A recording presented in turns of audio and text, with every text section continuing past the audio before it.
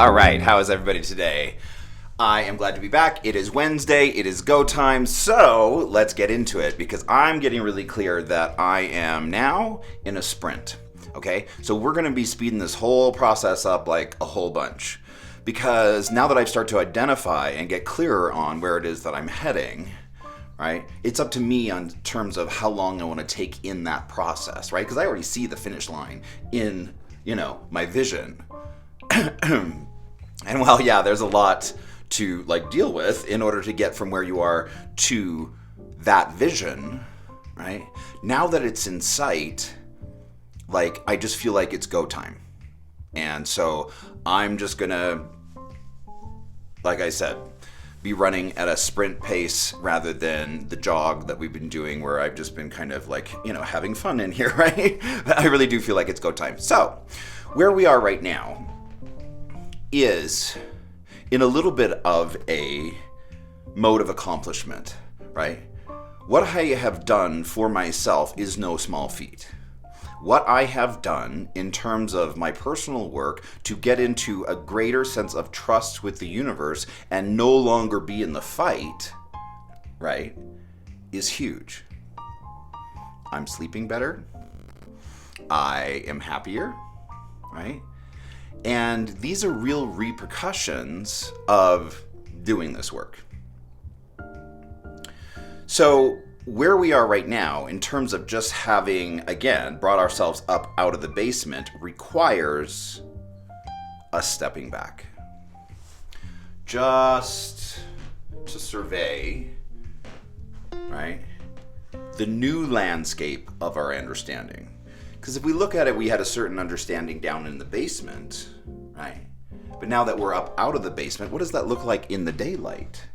What is the understanding of what does the landscape of my understanding look like in the daylight? Can I see it clearer? Well, anytime you step away from consternation and angst, you can see things more clearly.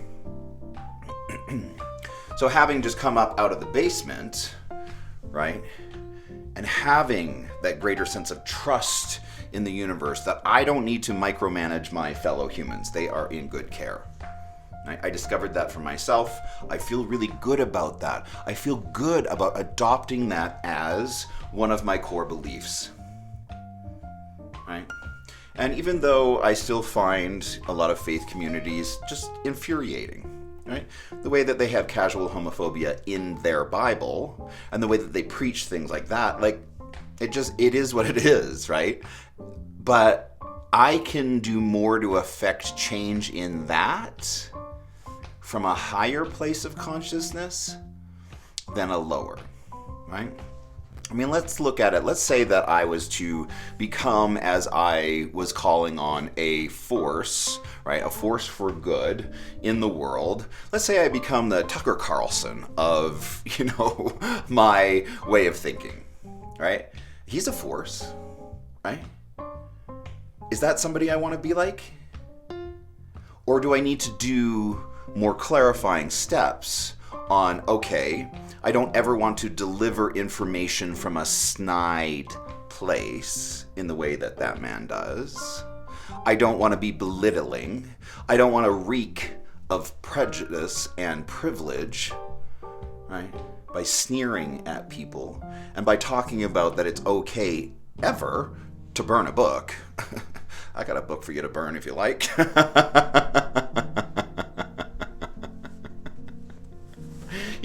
A book of oppression, of bigotry, of anyhow. But do I want to be a force like that? Is that what I'm talking about? What am I talking about? Because when I languaged that in a very general, non-specific way, that is a poor man's version of manifesting. It has nothing for the universe to actually anchor to. It's like, okay, you want to be a force. Is that good? It lacks the specificity required that for the universe to actually grab onto anything and start to align with, right? So we have to be really careful when we're saying things like that so that we attach it to words that have actual meaning, right? Not just some word salad of nothingness, right? Luckily, I followed that up by saying, as I was calling on what I want, to have speaking gigs that will influence the vibration of the planet. That's something the universe can grab hold on to, right? Yeah, so let's get more specific. Just be careful. And again, if you're not monitoring your thoughts as you're saying them, you will miss clues like that. If you haven't programmed your reticulated activator to kick to the forefront of your consciousness, that you're looking for solutions to get you where you're going, right? Because every time you say something wrong, it like kind of is like a scratch on the record, right? Everything kind of just stops and is like, that's incongruent with what you said you want. So, when we are actively calling on things and trying to manifest things in our life, there is a certain level of specifics that are required. Again, I want to be a force. Well, the universe doesn't know what to do with that. Like, you could argue I already am. You could argue, what does that mean? You can, like, there's just no there. There's no stuff, right? Okay, so it's more along the lines of, I want to do a TED Talk that will blow up the internet and have several million views, right, in a short amount of time, say 2 months. Oh, okay. Well, if you say something like that, there are actual steps that you can do to get from here to there, right? The universe sees it as the same way. And again, don't be too caught up on the specifics, but there has to be specifics delivered. Like, the specifics don't need to make sense to you, right? Because you're talking to a level of higher consciousness that can formulate things in a way that we cannot possibly ever understand.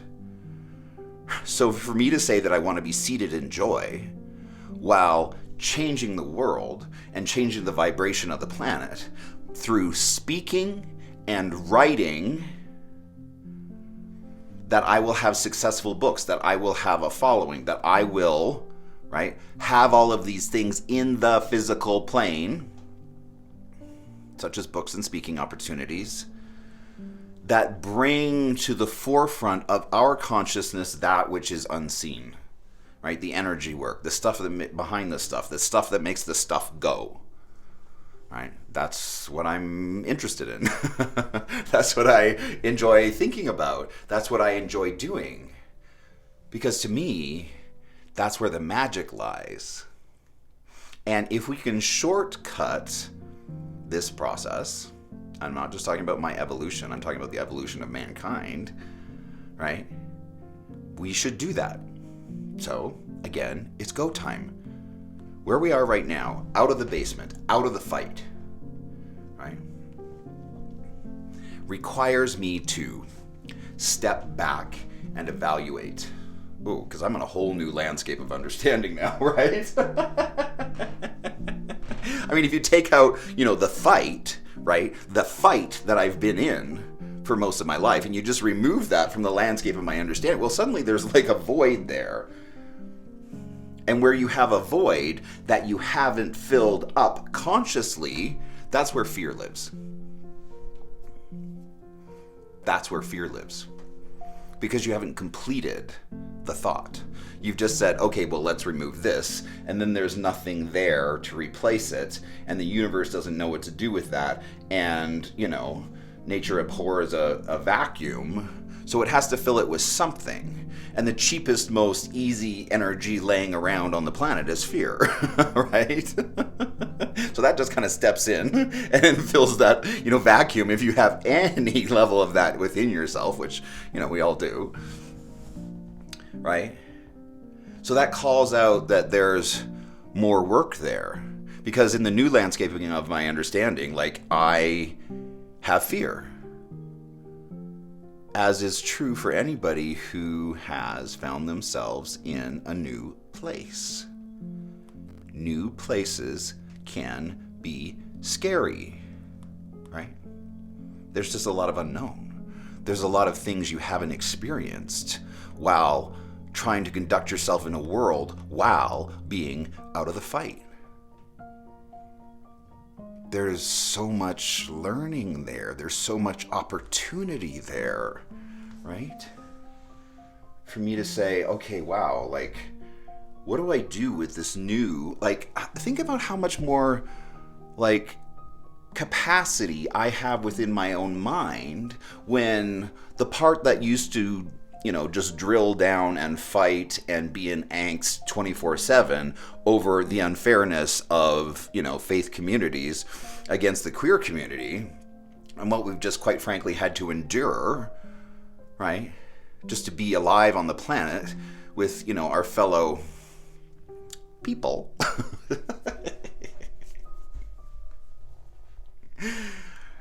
Right? So, what do I want to do with that? What do I want to put in that space?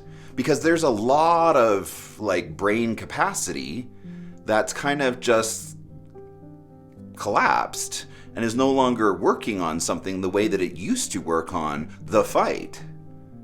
So what do I want to put in there? I'm not sure yet. I have more work. So when we're discovering where we are in the work, and I wanted to make sure that I clarified that, for you to discover, where am I in, this madness that he's got going on? If I was to put myself in the matrix of what it is that I'm working on, right, if you were to say that, right, how would you find where you are in the work? Very easy. What's bothering you? Where's your trouble? Where's your issues? Where's your triggers? Right? Negative things, or things that appear to be negative in our life, serve a purpose. Again, it's like frustration.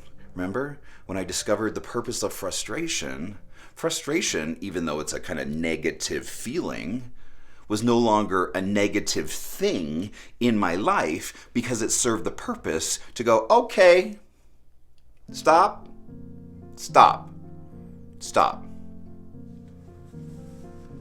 Frustration serves to tell you when it's time to take your foot off the gas. Your work is done.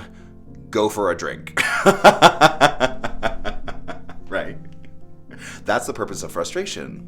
And we've also seen along those lines what happens when I don't heed that message. When I get frustrated and I just keep making it happen. Right? That's not a winning solution either. That's when I got into grasping. That's when I got into trouble and almost lost the ability to attend as a student at my shaman school. Right? So there's purpose to negative things in our life, even though it feels negative and you're like, I shouldn't be feeling negative. I'm a good person. Okay. Yes. And what's bothering you? Those are the clues. Those are the signatures that you should be paying attention to. Those are the most important things. Those are the red flags that say, oh, hey, there's learning here. You might want to take a look at that. Why is that in your life? Why is that triggering you? Why is that bothering you? What's the little piece of fear that this thing is attached to that's living in you? That's where the work is, right there, right? When you come up against something that is triggering or bothersome to you, you know that's where you are in the work. That's why it's taken me so long to get to this point and just unburden myself from, my frustration against, faith-based communities and just how they've conducted themselves, But I feel good. I feel so good in having changed that little piece of my understanding to get into a greater sense of trust with the universe and know that they're in good care and that I could wish them well. Truly, I feel lighter around that issue. And I did that for me. Again, when we do this work, we win. We're the only beneficiaries to this work. It is so worth it. It is so worth it, right? So when I step back from where we are to really assess, okay, I am now out of the basement, and the landscape of my understanding in the daylight looks like this. There's clearly more work that I need to do there because this landscape of my understanding has changed from the basement to the daylight, right? It's always, kind of morphing and changing, and you have to keep up with that, right? Because I understand that where I am now in the landscape of my understanding also has a bar of joy and happiness, right? Because while the ultimate destination, the North Star, is joy, there's a bar here right across the dashboard, the landscape of our understanding. There's a little bar right here, right? And so as I take each thing within the landscape of my understanding up to try and meet that bar, there's going to be some things that can't fully meet it, but I know that they must. I know that at some point they must if I'm ever to get to my destination. And that doesn't have to be an overnight process. Not at all. Reaching to that bar of happiness and joy can be incremental, right? I don't know if my relationship and boundary with faith-based communities ultimately matches and meets that bar of happiness. The bar of happiness is that decision to hold that boundary, right, against that community. Is the way that I'm thinking about that meeting that bar of happiness? I don't know that it is. I don't know that I wouldn't be happier if I had a different understanding or thought pattern around that. I might be. And so I'm going to chase that down. But in the meantime, I can do baby steps. And each one of my thought patterns can be raised just a half an inch towards that bar of happiness so that I'm no longer cursing those people. Instead, I'm wishing them well and just excusing them from my life. That's a much closer step towards that bar of happiness, even if I'm not there yet. And so I get to take out every little piece and try and incrementally move it. All of my thought patterns, all of my core beliefs, everything that I function with as it relates to me and others. I get to keep testing that and moving it up to that bar of happiness, knowing that there's going to be so many steps. There's going to be so many steps on that ladder of happiness towards joy.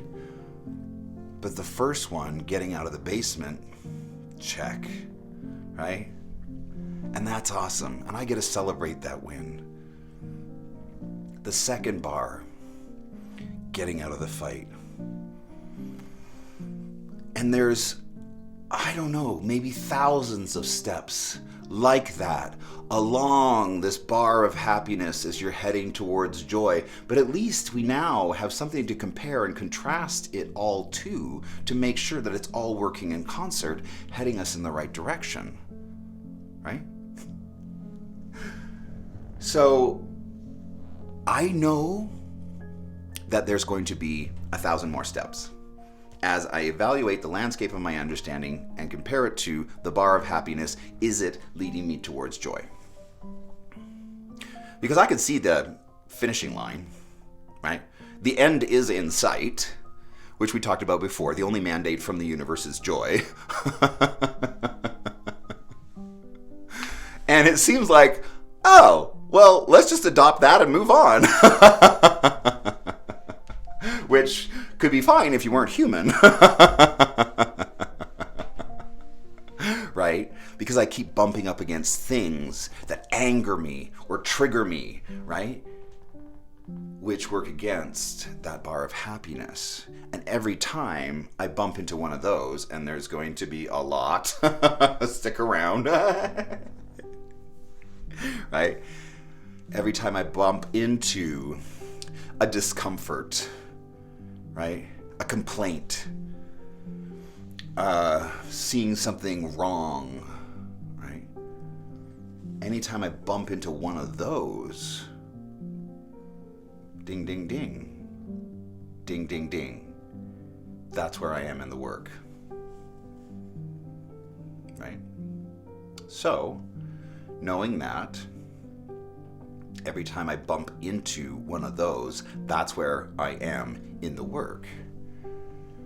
It clarifies that very soon on this road of happiness towards joy, one big step that's just like looming right like in my vision, that's like annoying,